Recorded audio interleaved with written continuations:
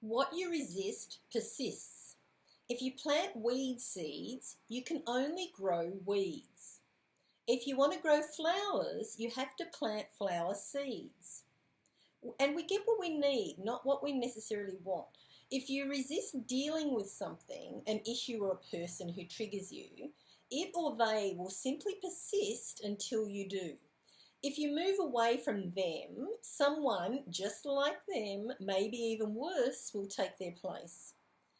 Usually it will persist louder and stronger until you can't comfortably ignore it any longer.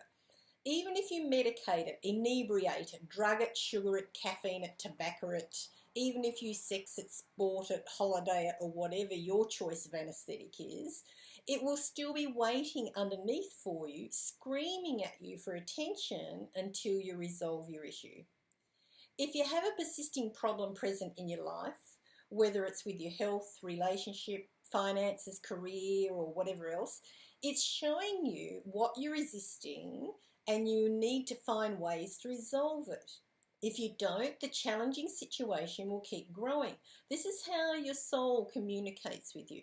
If you follow the trail of the problem back to the source, you'll eventually end up with yourself. The problem is present because of your resistance or our own resistance or judgment somewhere. Resistance is a lack of flow. And if you're not going with the natural flow, it is showing you where you lack love. Your problems are your gifts. Without them, you wouldn't know where to heal, or you wouldn't have the clues of how to go about it. So instead of getting frustrated or cursing your challenges or your health or your restrictions or your limitations, be grateful for them. Because often when you soften a little bit, when you soften into gratitude rather than the rigidity of resistance or anger at the person or situation, you find things to start to flow your way rather than keeping you stuck.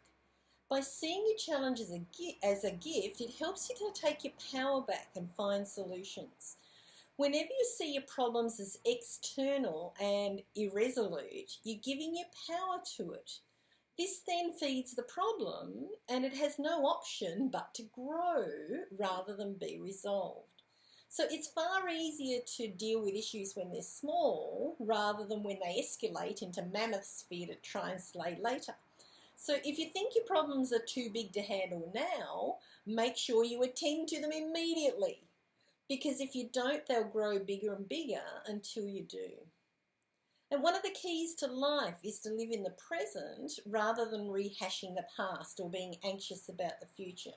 When you focus on the past, your energy feeds the past and intensifies it, making you feeling depressed. Any perceived wrongdoings will appear even bigger. And it's the same with the future. When you live in the future, you're projecting your energy into things that you're only guessing at. So bring your focus back to the present, because this is where you can make choices. This is where you can make choices now that determine how your future will be. I'm Dr. Jo Messenger. Until we meet again, remember, laugh lots and you get more of what you think about.